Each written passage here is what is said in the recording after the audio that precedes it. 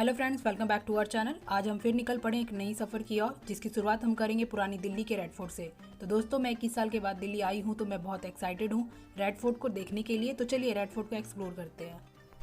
उससे पहले आप सभी से एक छोटी सी रिक्वेस्ट है, अगर आपने अभी तक मेरे चैनल को सब्सक्राइब नहीं किया है तो अभी मेरे चैनल को सब्सक्राइब करें और बेल बटन को जरूर दबाएं, ताकि आपको मेरे आने वाले नए नए वीडियो की नोटिफिकेशन मिलती रहे। तो फाइनली फ्रेंड, हम लोग रेड फोर्ट पहुंच चुके हैं और इसकी एंट्री गेट नंबर 2 से मिल रही है। और आज काफ़ी भीड़ भी है, इतनी लंबी लाइन में ये लोग टिकट लेने के लिए खड़े हैं। तो दोस्तों, आप यहाँ टिकट काउंटर से भी ले सकते हैं या फ़ोन से स्कैन करके भी टिकट ले सकते हैं।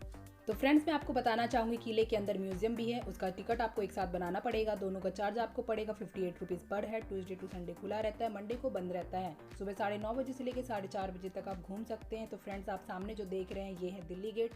दिल्ली गेट से सिर्फ वीआईपी और कुछ बेहद खास लोगों को ही एंट्री मिलती है। हमें जाना होगा लाहौरी गेट की तरफ, जहाँ से हमें एंट्री मिलेगी। इस लाल किले को अच्छे से देखने और समझने के लिए आपको कम से कम 3 घंटे का समय लेकर आना होगा। यह किला 250 एकड़ में बना हुआ है, तो आप सोच ही सकते हैं कि आपको कितना चलना पड़ेगा। इसके लिए आप तैयार होकर के आएँ। तो फ्रेंड्स, मैं चलते चलते आपको रेड फोर्ट की हिस्ट्री के बारे में बताना चाहूँगी। यमुना नदी के पास बना ये शानदार किला, जो कि तीनों तरफ से यमुना नदी से घिरा हुआ करता था, उसका निर्माण मुगल शासक शाहजहां ने करवाया था। वर्ष 1638 में लाल किले का निर्माण शुरू करवाया गया और 1648 में ये लाल किला बन करके तैयार हो गया। 10 वर्षों में बना ये लाल किला अपनी खूबसूरती और मजबूती के साथ तैयार किया गया है, जो कि उस समय के कारीगर के हुनर को दर्शाता है। इसका श्रेय मुगलों के वास्तुकार डिजाइनर उस्ताद अहमद लाहौरी को दिया जाता है। 15 अगस्त 1947 को भारत के पहले प्रधानमंत्री जवाहरलाल नेहरू ने लाहौरी गेट के ऊपर भारतीय ध्वज फहराया था। फिर हर साल भारत के स्वतंत्रता दिवस पर देश के प्रधानमंत्री किले के ऊपर भारतीय तिरंगा झंडा फहराते हैं और देश को यहीं से संबोधित करते हैं। फ्रेंड्स, गेट नंबर 1 के एंट्री गेट के पास एक क्लॉक रूम है, आप वहां पे अपने लगेज को जमा कर सकते हैं। चलिए हम लोग अंदर चलते हैं और अंदर का व्यू देखते हैं। फ्रेंड्स, आप सामने जो देख रहे हैं ये है लाहौरी गेट। इसी गेट से हम अंदर जाएंगे। और आप ये देख रहे हैं, ये जो पक्का पुल है, इसे पक्का कराया गया था जब अंग्रेजों ने लाल किला पे कब्जा कर लिया था। पहले ये लकड़ी का पुल था, जो इस तरह से बनाया गया था कि खुल जाया करता था, कोई दुश्मन अंदर ना आ सके। तो हम लोग अंदर चलते हैं और ये है अंदर का व्यू। आप देख सकते हैं कि काफ़ी सुंदर बनाया गया है और काफ़ी भव्य है। लाल किला अपने आकर्षण और भव्यता की वजह से ही इसे 2007 में विश्व धरोहर की सूची में शामिल किया गया है और इसकी खूबसूरती को देखने के लिए दुनिया के कोने कोने से लोग यहाँ आते हैं। तो फ्रेंड्स, हम लोग आगे बढ़ते हैं। इस गेट के अंदर जाते ही आपको एक मार्केट मिलेगा। इसे छत्ता बाजार या मीना बाजार कहते हैं। छत्ता बाजार का मतलब होता है कवर्ड मार्केट। शाहजहां ने 1646 में पेशावर वहाँ के बाजार को देख करके ये मीना बाजार बनवाया था, ताकि शाही महिलाओं को बाहर जाना न पड़े। इन दुकानों में रेशम, मखमल, सोना चांदी के बर्तन, आभूषण, रत्न और कीमती पत्थरों जैसे सामानों का स्टॉल लगाया जाता था। यह बाजार मुगल साम्राज्य काल के शाही परिसर के पुराने बाजार थे।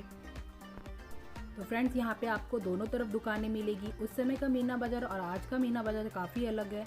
यहाँ पे आपको हर किस्म का सामान मिलेगा।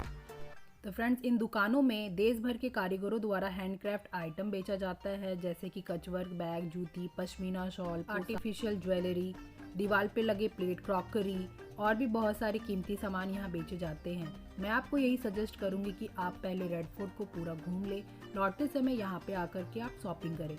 तो हम लोग आगे बढ़ते हैं। मीना बाजार से आगे बढ़ने पर आपको सामने नौबत खाना की इमारत दिखेगी। नौबत खाना को नगारा घर भी कहते हैं। यह महल परिसर के प्रवेश द्वार के रूप में स्थापित किया गया था। अपने गौरव काल में यहाँ वाद्य यंत्र बजा करके बादशाह या अन्य विशिष्ट पदाधिकारियों के दीवाने आम में आगमन की सूचना दी जाती थी। किसी खास मौके पर तो यहाँ दिन भर ढोल नगारे बजाया जाता था।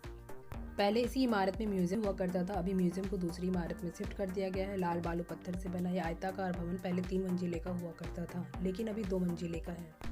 इसके भीतरी दीवारों का जो डिज़ाइन है वो अन्य रंगों से किया गया था, लेकिन इसके परवान आज आपको देखने के लिए नहीं मिलेंगे। तो सामने आप जो देख रहे हैं वह दीवाने आमी नौबत खाना के अंदर की तरफ जो दीवारें हैं उस पर फूल पत्तियों का डिज़ाइन है, जो कि मूल रूप से हरे और सुनहरे रंग से चित्रित किया गया था, किंतु अभी लाल रंग से आपको देखने के लिए मिलेंगे।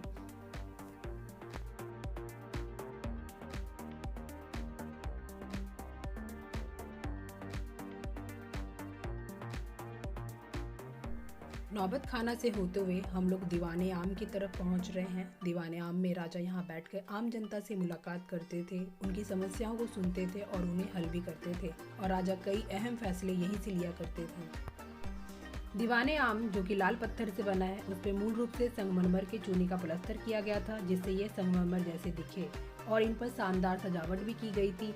लेकिन वक्त के साथ साथ ये चूना जगह जगह से झड़ गया और लाल पत्थर दिखने लगा।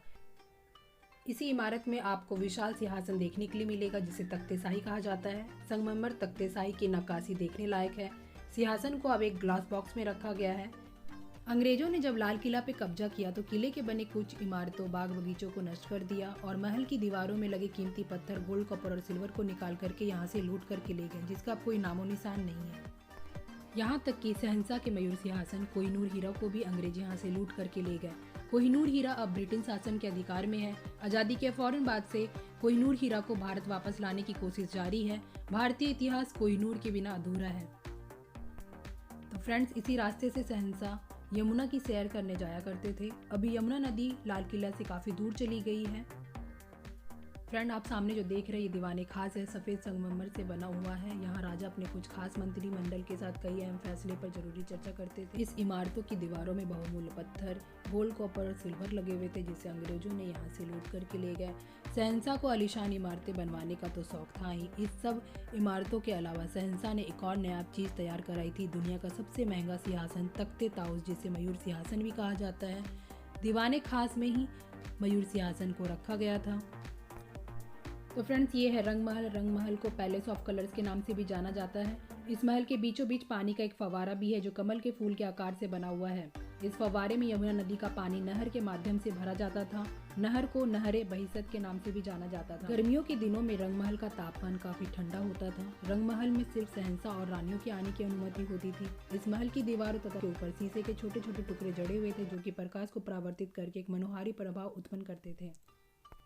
किले के अंदर सभी महल नहरे बहिसत से जुड़े हुए थे, जो जलमार्ग के माध्यम से चलता था।